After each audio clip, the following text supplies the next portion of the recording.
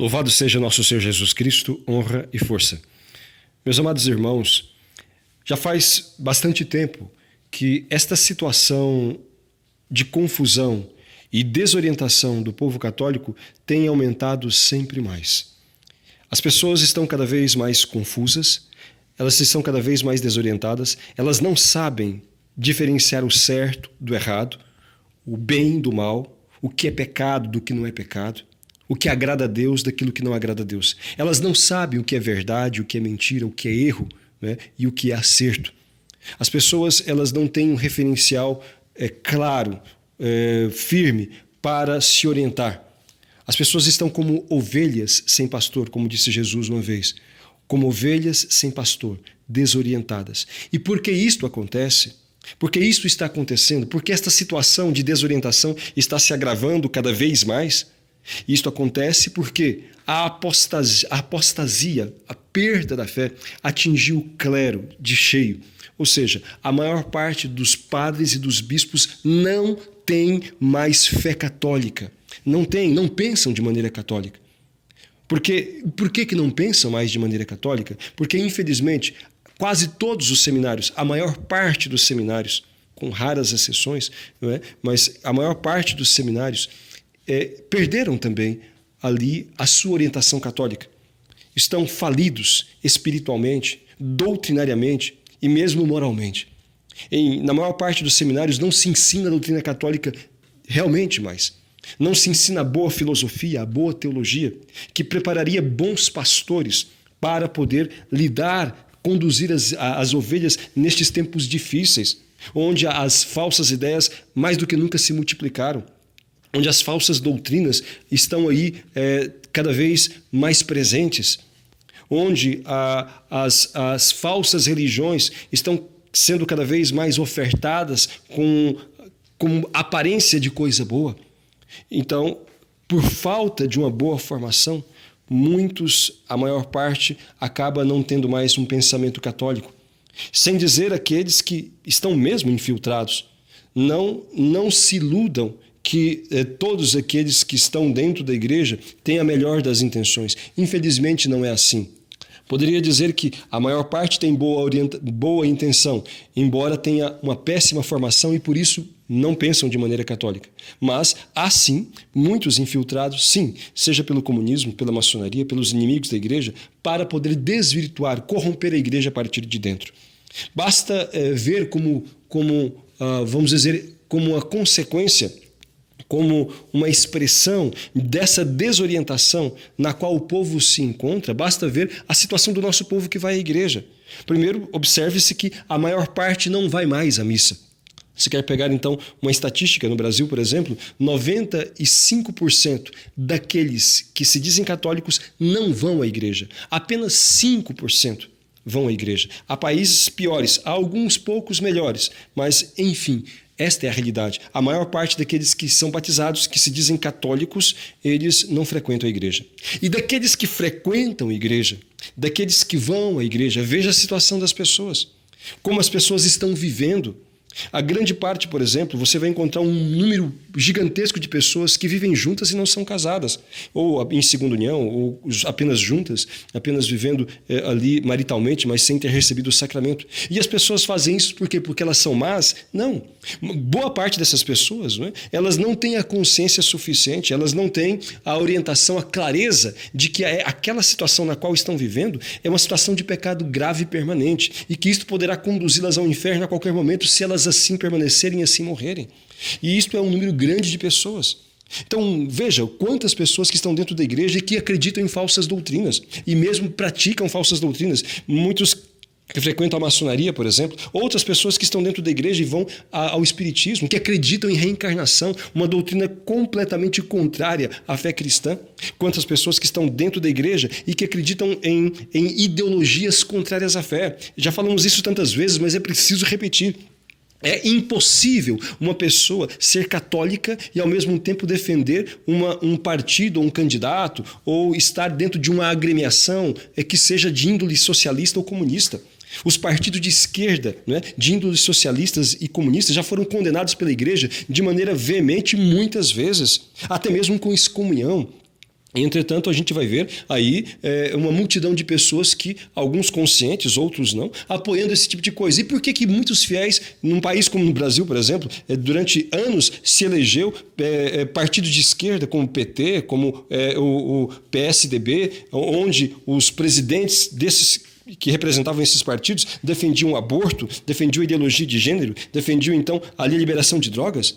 Por que um país de católicos e de até protestantes, né, também, mas elegeram pessoas assim? Porque na base desta ignorância, desta ação nefasta, estavam muitos bispos que acabaram forjando esta mentalidade socialista. E se pergunta por que há bispos que apoiam coisas contrárias à igreja? Por aquilo que acabava de dizer, porque não tem mais fé católica, porque foram mal formados ou são infiltrados, muitos deles também, porque não pensam de maneira católica, e não pensando de maneira católica, não conduzem o povo na verdade católica mais. Do contrário, nunca que teria sido eleito um PT da vida, um Lula da vida, uma Dilma da vida, um Fernando Henrique Cardoso da vida, nunca seriam eleitos. Por quê? Pelo simples fato de que abertamente já falavam contra os princípios cristãos. Entretanto, as pessoas não tinham os critérios suficientes para fazer o discernimento, porque os padres e bispos presentes em quase todas as cidades não orientaram o povo de maneira correta. E dentro da igreja está cheio de pessoas assim. E se a gente parte para outras partes da moral católica, por exemplo, da moral cristã, dentro do matrimônio, quantos casais, mesmo casados na igreja, não cultivam a vida, não são abertos à vida, não aceitam o plano de Deus para eles? E por que isso acontece? Por que 70% a 80% das mulheres são operadas para não criar, e agora também homens que fazem vasectomia, etc. Por que isso acontece? Em grande parte dos casos, isso acontece não é por maldade das pessoas, mas por ignorância, por falta de conhecimento. De novo, lembramos do profeta Oséias, no capítulo 4, versículo 6. Meu povo se perde por falta de conhecimento. Portanto, toda essa desorientação, ela tem crescido nesses últimos tempos, mas as pessoas, elas, vamos dizer assim, embora se sentissem incomodadas, embora vissem que tinha coisas que não, alguns percebessem coisas que não estavam corretas, acabava por relevar, por terem aprendido sempre a obedecer à autoridade do bispo, à autoridade do padre, a não contestar, a serem humildes, que são virtudes cristãs. E as pessoas acabavam por acolher, aceitar, mesmo que às vezes com estranheza ou com desgosto, determinadas situações. Mas é interessante que esta pandemia, que tem sido, vamos dizer, utilizada como o maior experimento social da humanidade até hoje, em que as pessoas foram apavoradas com o vírus que apareceu e desta forma manipuladas, e esta manipulação ela entrou dentro da igreja também, ao ponto de que no mundo inteiro, a maior parte das igrejas, quase todas as igrejas fecharam, não havia mais missas, confissões, as pessoas não podiam participar, e este fique em casa, os adeptos da seita da terra parada, repercutiu por todos os cantos e as pessoas ficaram apavoradas com esses noticiários de necrotério todos os dias, dizendo que morreu tanto, e as pessoas sempre ali com medo. E este medo tomou conta, dominou as pessoas, e dominou quem? Os pastores da igreja. Diferente de outras épocas da igreja em que houveram epidemias muito piores, muito mais letais, mais mortais, onde morreram muitas vezes mais do que agora, e os bispos e padres estavam na linha de frente. Nunca deram as costas aos fiéis, mas estavam ali acolhendo, e as pessoas eram convidadas a participarem mais da igreja, eram convidadas a rezar mais, pedindo a Deus misericórdia pelo fim daquela peste, daquela epidemia, daquela situação que se estava vivendo. E entretanto agora o povo viu assim, entristecido, a maior parte dos padres e bispos se esconderem dentro das suas casas ou palácios episcopais, e o povo ficar à míngua, à deriva. Então essa pandemia escancarou esta situação de apostasia e, vamos dizer, esse descuido pastoral, porque o critério para poder então agir ou não foi aquilo que diz o direito canônico, a lei primeira, a lei máxima é o bem e a salvação das almas, não foi isso. Então, mas a preocupação com a saúde física, que é importante também, ninguém quer negar isto, mas ela não deve ser o critério primeiro. né? A preocupação com a saúde física é uma coisa boa, mas acima de tudo está o amor a Deus e a salvação das almas. É isto que deveria ser a coisa mais intensa, deveria ser o primeiro critério a se ponderar para se ter ou não uma determinada ação na igreja. E a gente viu, está vendo até agora, né, como que, infelizmente, isto foi ignorado. Mas, do outro lado, serviu para mostrar, melhor falando, o grau de apostasia no qual nós estamos. É impressionante o zelo que os bispos e os padres têm mostrado para obedecer às normas, mesmo as mais estúpidas até, dos governos e das autoridades sanitárias, como dizem, para poder as pessoas não pegarem o coronavírus. Então, com distanciamentos, com álcool e com máscaras, enfim, com restrições, impedindo, imagine só, as crianças de irem à igreja, as pessoas idosas também, e tudo isto alegando como responsabilidade pela vida das pessoas, quando isto quem tem que decidir são as próprias pessoas.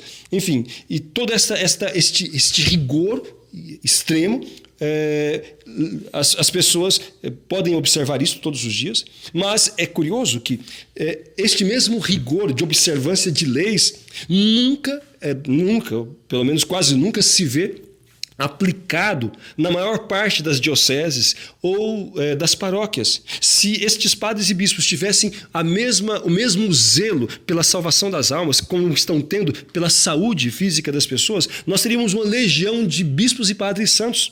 Se tivessem o mesmo zelo em aplicar as normas da autoridade da igreja, né, na observância da missa, na obediência ao missal, se tivessem o mesmo zelo em aplicar as normas da lei de Deus às pessoas, orientando as ovelhas na verdade, como nós teríamos uma multidão de santos, teríamos famílias santas, nós teríamos então pessoas com a mente e o coração esclarecidos, que evitariam quantas mazelas nas suas vidas, quantos sofrimentos inúteis e quanto pecado e quanta destruição e, sobretudo, como evitariam a condenação eterna. Mas, infelizmente, não é o que nós temos. Tudo aquilo que está acontecendo, entretanto, levou as pessoas a uma desorientação ainda maior. E constatando esta, vamos dizer, apostasia, as pessoas tendo mais acesso à informação através da internet, né, podendo comparar aquilo que a igreja fala, aquilo que o seu bispo diz, aquilo que o seu pároco diz, aquilo que os documentos da igreja falam, então as pessoas começaram a perceber a distância. E aí sim, é quando digo que esta pandemia, esta situação de quarentena, toda essa coisa, ajudou a escancarar aquilo que tem acontecido nessas últimas décadas. Ou seja, a perda da fé, a distância que existe entre aquilo que muitos bispos e muitos padres falam e aquilo que a igreja ensina. Como a maior parte dos padres e dos bispos não ensinam a doutrina católica, mas ensinam ideologias nefastas. Haja visto, por exemplo, basta ver aquela carta famigerada assinada por 152 bispos no Brasil, né, protestando contra o governo. Uma carta comunista, socialista, né, com muitas mentiras, com muitas distorções, profundamente ideológica. E depois foi acompanhada esta mesma carta pelo apoio de 1.000 e tantos padres.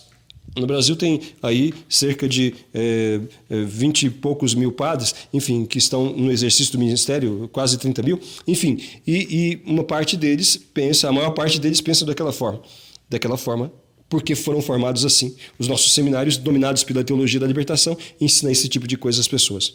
Mas gostaria de fazer observação ainda a algumas coisas que têm desorientado, sobretudo nesses últimos meses, nessas últimas semanas, as pessoas. Porque, olhando para toda esta bagunça generalizada, toda essa confusão que está acontecendo dentro da igreja, toda esta confusão doutrinária, então as pessoas elas se perguntam o que fazer. Né? Quando veem, por exemplo, infelizmente, tantas atitudes do Papa Francisco mesmo, que estão contrárias àquilo que a igreja sempre ensinou, atitudes e palavras, né? Que têm também causado confusão entre padres, entre bispos, entre fiéis, e depois esta confusão que é repassada pelos bispos, pelos padres, e dos fiéis entre si, gerando sempre mais polêmicas e desorientação. E as pessoas perguntam o que fazer, como agir. Meus amados irmãos, antes de tudo, nós nunca devemos abandonar a igreja de Deus, porque fora da igreja não há salvação. Nós nunca devemos abandonar a igreja de nosso Senhor Jesus Cristo, porque ela foi fundada por Jesus Cristo para que nós, por meio dela, conhecêssemos a verdade e obtivéssemos a graça, ou seja, a vida de comunhão com Deus. E sem isso nós não podemos nos salvar. Então, se você vê, seja o Papa Francisco, seja o bispo da sua diocese, seja então ali algum sacerdote que atua na sua paróquia ou o sacerdote da sua paróquia fazendo ou falando coisas diferentes daquilo que a igreja sempre ensinou, olha, não siga aqueles erros, mas não saia da igreja, permaneça firme na igreja, reze pelo Papa, reze pelo bispo, reze pelos sacerdotes e procure manter-se firme na fé. Tenha vida de oração, reze como Nossa Senhora pediu, o terço todos os dias, se possível o rosário, mas pelo menos o terço todos os dias. Faça a sua oração da manhã, faça a sua oração da noite, busque vida de oração, peça ao Espírito Santo a graça de compreender melhor a sua fé. Tá? Tenha vida de oração, tenha vida sacramental, ou seja, procure se confessar. Eu sei que muitas pessoas estão privadas da confissão porque muitos padres não têm atendido, mas olha, insistam, e se for preciso, pegue um carro, um ônibus, não sei, vá até um outro bairro, outra paróquia, ou mesmo outra cidade, busque a confissão. Neste tempo se mostra, vamos dizer assim, o grau da fé de cada um. É nesta hora que nós vamos mostrar o quanto que nós cremos e o quanto que nós amamos ou não a Deus. Então Deus não pede o impossível, mas com certeza quem ama a Deus, se está fora da graça, se está sem a confissão, se não está podendo comungar, vai dar um jeito de ir, de pegar uma carona, de pegar um ônibus, um carro, não sei, e de ir atrás de onde se possa encontrar a confissão, a Santa Missa, ou mesmo de insistir com o seu sacerdote, né? Peça a Deus sabedoria, humildade, sem concordar com nada de errado que ele fale, ou que ele diga, ou que faça. Você tem o direito, enquanto fiel, porque é isso que diz o direito canônico, de pedir a assistência dos sacramentos, de pedir então a confissão. Faça isto. E depois, irmãos, é preciso estudar. Vocês precisam gastar tempo estudando a doutrina. É preciso que se debruce mais no catecismo. Adquira um catecismo de São Pio X. Também um novo ajuda, mas o de São Pio X é muito mais claro, certo? Procurem estudar, ler a vida dos santos e desta forma se orientarem bem na fé, pedindo a Nossa Senhora, quem não se consagrou à Santíssima Virgem, como ensina São Luís Monfort, se consagre, pedindo a Nossa Senhora a graça de permanecerem firmes na fé. Os homens irão passar, mas a Igreja de Deus permanece. Então, firmes na fé, vida de oração, vida sacramental e busquem o estudo e o conhecimento para que não se desviem da doutrina de Nosso Senhor.